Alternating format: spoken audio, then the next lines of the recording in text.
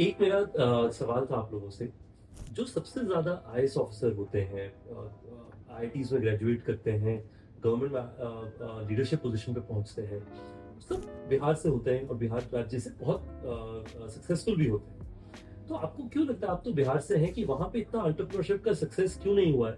जहाँ तक हम समझ पा रहे हैं, जहाँ तक हम मिलते हैं लोगों से या जो यंग जनरेशन के लोग हैं वो ऑफिस में आते हैं, तो एक चीज़ समझ में आता है, जो लोगों के जो गार्जियन हैं, उनको नौकरी ही पसंद है, चाहे वो सरकारी हो या कॉर्पोरेट सेक्टर की हो। अगर वो कोई बिज़नेस करना चाह भी रहा है, तो वो कोशिश करता है उसको किसी तरह बिहार से बाहर निकालने का, माता-पिता। दूसरा चीज़ है डर। डर क्या है, मतलब अगर हम फेल हो गए, जैसे हम कई बार फेल हुए, मुझे लगा जो नहीं अब सुसाइड कर लेना चाहिए, मतलब ऐसा-ऐसा भी सीन आया, लगा सब कुछ खत्म हो गया। लेकिन हम गिव अप नहीं किए और पत्नी साथ थी। वो मतलब कभी ये नहीं बोली कि हाँ, आप दूसरा जॉब ढूँढ लीजिए, दिक्कत हो रहा है। तो मुझे लगता है जो प्रॉब्लम हम पकड़े हुए थे 2016 में, उस प्रॉब्लम का बेहतर सॉल्यूशन हम ढूँढ चुके थे। लेकिन उसको एग्जीक्यूट करने के लिए हमारे पास उस लेवल का टीम नहीं था और हमारे पास उस लेवल का इंफ्रास्ट्रक्चर नहीं था। तो कोई बड़े घर में नहीं हम आए थे, ना ही बहुत बड़ा ज़मीन जगह था, तो हम बेच के भी नहीं लगा सकते थे।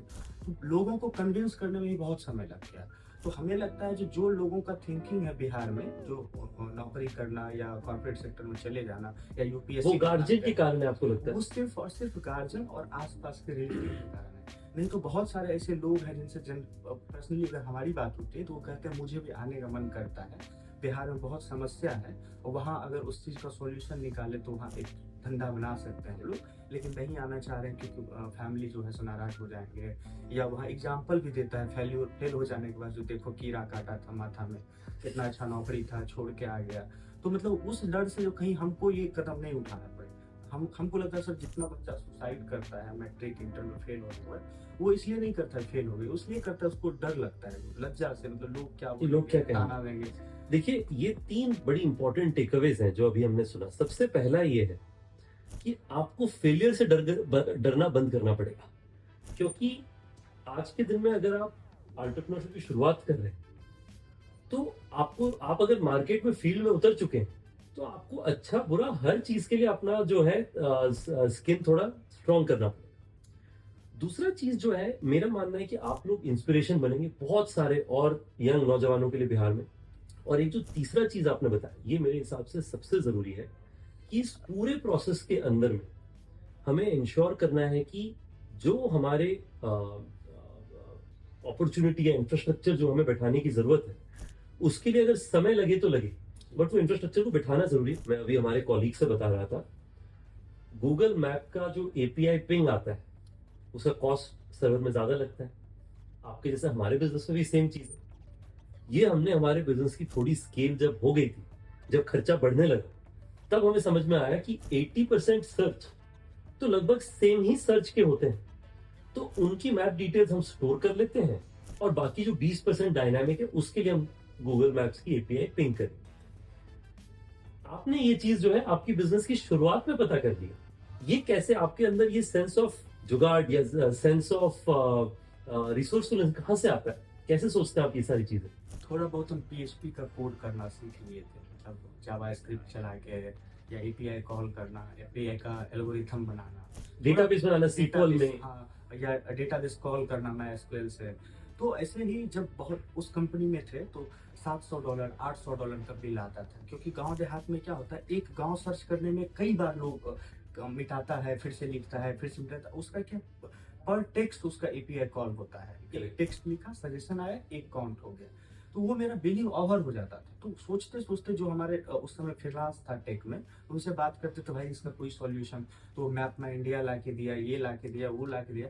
हम फिर अचानक रात रात रात को हम बहुत सोचते हैं, जैसे सोच रहे थे इसका क्या सॉल्यूशन ढूंढे। तो मुझे लगा जो जितना लोकेशन है हमारे बिहार में, कितना होगा, 10,000, 15,000, 20,000, तो हम उस समय माथा में से कि क्यों ना हम ये 20,000 लोकेशन को एक बार स्टोर कर लें और उसको एक अलग सर्वर पे ले आए। ज्यादा से ज्यादा यही होगा, इस सर्वर पे आएगा तो लोड आएगा, बहुत जल्दी कॉल होगा, तो उसके लिए एक अलग सर्वर ले लेंगे, 2-2,500 रुपये महीने का खर्च आएगा।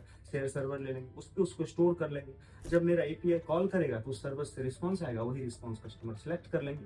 अगर रिस्पॉन्स में जीरो आया, नल आया, ये हम सिखाए डेवलपर को। अगर नल आया तब भाई तुम जाके गूगल का एपीआई कॉल करना, पूछ लेना ये डेटा मेरे पास नहीं है, तुम दे दो। और वो फिर से सेव करा लेना ताकि दोबारा उसको कॉल नहीं तो ये एक बहुत इंपॉर्टेंट चीज होती है कि इफ स्टेटमेंट, जिसमें आप कहते हैं कि सिस्टम को कि अगर रिटर्न रिजल्ट मेरी ठीक आती है तो मुझे और कुछ करने की जरूरत नहीं होगी, जो यूजर है उसको तो मदद मिल चुका। बट अगर रिजल्ट नहीं आती है तब हम लोग गूगल को कॉल करेंगे और उससे पैसे खर्च करेंगे। तो ये आपके अंदर मैंने बहुत चीजें सुनी जो आपके लिए फैसिनेटिंग। ये सारी चीजें जस्ट फॉर कॉन्टेक्स्ट, जो हमारे दोस्त हैं यहाँ पे, ये 3500 रुपए की ड्राइविंग की नौकरी से, गाड़ी की ड्राइविंग की नौकरी से उन्होंने जिंदगी शुरू करी। और वो ड्राइविंग इसलिए करी उन्होंने क्योंकि उन्होंने उससे पहले चपरासी की नौकरी के लिए जॉब अप्लाई किया था, जहां पे उनको जॉब नहीं मिला।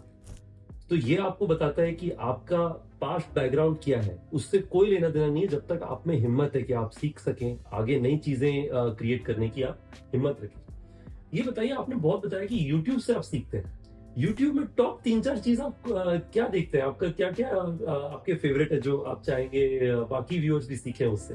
जैसे हम केस स्टडी ज़्यादा देखना पसंद करते हैं, मतलब किसी स्टार्टअप के बारे में, किसी कंपनी के बारे में, या अगर पढ़ना चाहते हैं तो बहुत जो यूनिवर्सिटी सब है वो सब जो केस स्टडी करते हैं। चूँकि हमको अंग्रेजी में पढ़ने नहीं आता है तो पहले उसको गूगल में ट्रांसलेट करते हैं, फिर उसको उसका टेक्स्ट को PDF में ये कर लेते हैं, फिर उसको रात में पढ़ते हैं। तो जनरली जो बहुत सारा ऐसा है, जैसे बहुत सारी चीज़ खान सर से भी सीखते हैं, मतलब दुनिया की क्या नॉलेज है। लास्ट मेरा आपसे सवाल, सबसे बड़ा नंबर 1 प्रॉब्लम स्टेटमेंट आप क्या सॉल्व करेंगे जब आप वापस जाए?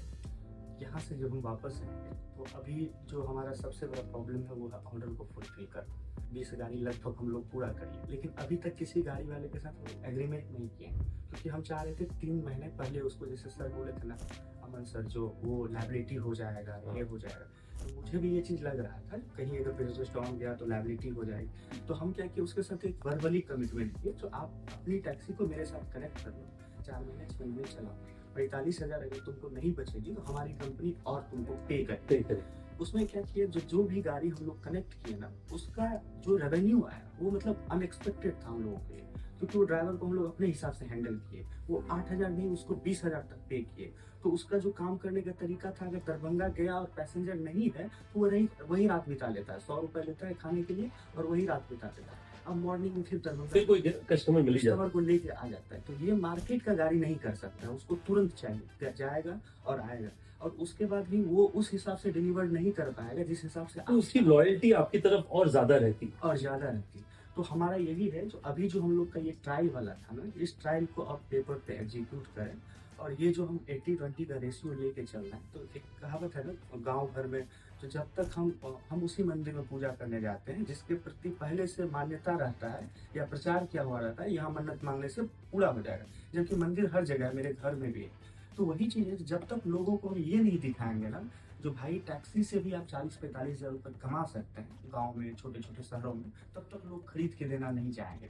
तो वो क्या कहते, पहले आगे हमको बढ़ना होगा, फिर धीरे धीरे लोग खरीद के देते जाएंगे, और फिर हम अपना शेयर जो है उसमें, मतलब हिस्सेदारी टैक्सी का, वो धीरे धीरे कम करते जाएंगे। और जैसे आपके पास जब मार्केट का एक बड़ा हिस्सा आ जाता है, यूजर आ जाता है, तो फिर आप अपने हिसाब से हर चीज़ कर सकते हैं, सप्लाई चेन को भी आप अपने हिसाब। नहीं, मैं चाहूंगा कि आप और सक्सेसफुल हो। हमारे दोस्त जो सिद्धार्थ हैं यहाँ पे, वो सारे ऑपरेशंस और टैक्सी ऑनबोर्डिंग की जिम्मेवारी निभाते हैं। मैं चाहता हूँ कि अगर आप कभी भी बिहार जाएं और आपका ट्रैवल का रिक्वायरमेंट हो, तो हमारे दोस्तों और हमारे जो एंटरप्रेन्योर्स हैं उनकी ऐप जरूर डाउनलोड करें। उसका ऐप है रोडबेज, RODBEZ। और इसका एक छोटा आसान कहानी है। इनके फादर साहब बिहार रोडवेज में काम करते थे, और बिहार में क्योंकि रोडवेज को कई बार कलेक्कुली रोडवेज करके कहा जाता है, तो इन्होंने उसी को अपना प्राइड बना लिया और अपने ऐप का नाम बनाया। मेनी बेस्ट विशेस, आप लोग और आगे बढ़े और नाम रोशन करें। मुझे लगता है कि बिहार से और बहुत सारी बड़ी कंपनियां बनी। बहुत बहुत धन्यवाद।